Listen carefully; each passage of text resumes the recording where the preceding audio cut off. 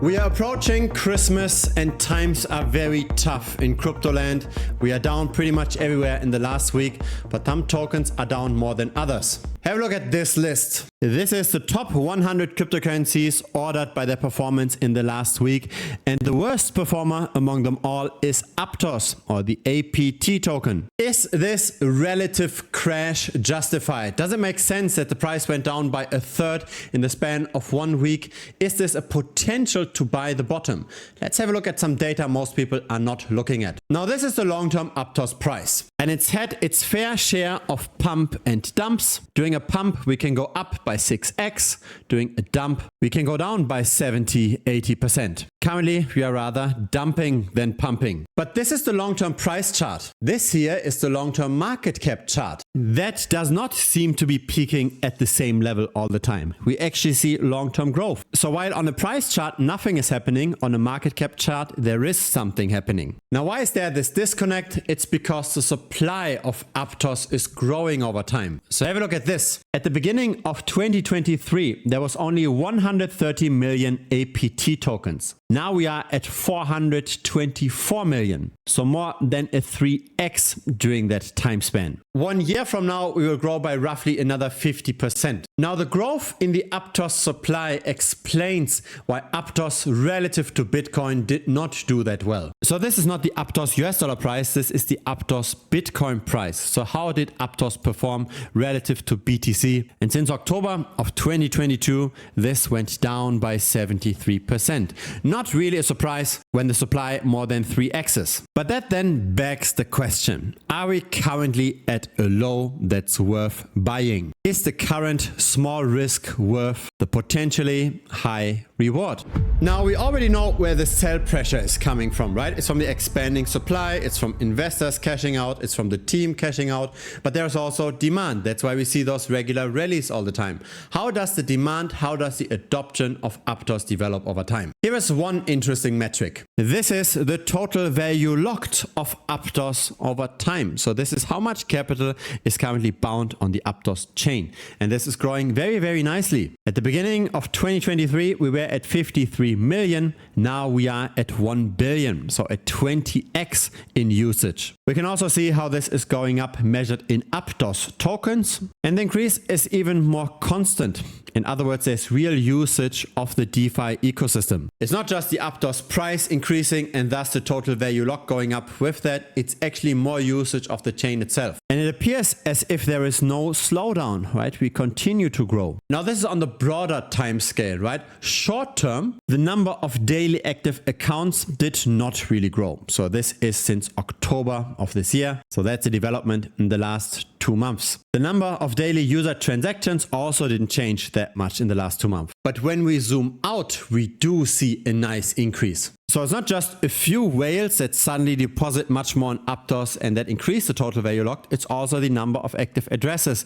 that tends to grow over the years. There's now almost 1 million active daily addresses. And 2 years ago, that was only at around 10 to 20,000 addresses. Now things are hyper bullish right now, right? Bitcoin continues to make one high after the next. And pretty much every altcoin is appreciating right now. It almost feels like because there's so much correlation within crypto that it doesn't really matter what we buy. What we see over here is the others dominance. So how much of all of crypto is in the altcoins that's not in the top 10 in terms of market cap. And that's growing very nicely, very steadily in the last days. And I see this in the statistics of this crypto channel as well. Nobody was interested in crypto just a few weeks ago and suddenly we're spiking up in terms of attention again. And so yes, it's true that everything tends to go up, but there are still ways to outperform. So for example, over here, this is the meme coin market, and in the last 7 days, AI16Z more than doubled. Yes, Bitcoin went up as well, but it definitely did not double. Now it's at a price of 43 cents. But the question is, how can we get into a token like AI16Z before it doubles? How can we find out about tokens like this early? And what I personally like to do is I like to follow other influencers.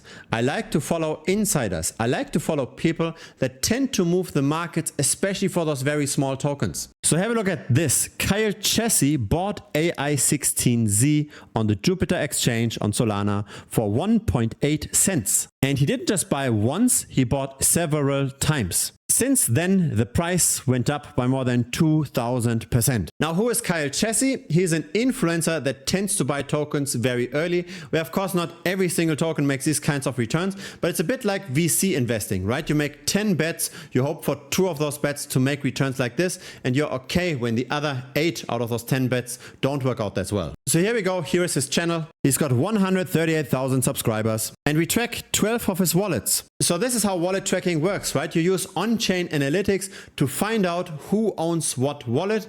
And once you've got the wallet, you put this in a tracker. And then whenever this wallet makes a transaction, whenever this wallet buys or sells, we get an automatic notification. We are not just tracking Kyle Chessy, we also track Crypto Banter, for example. They've got 1.1 million subscribers.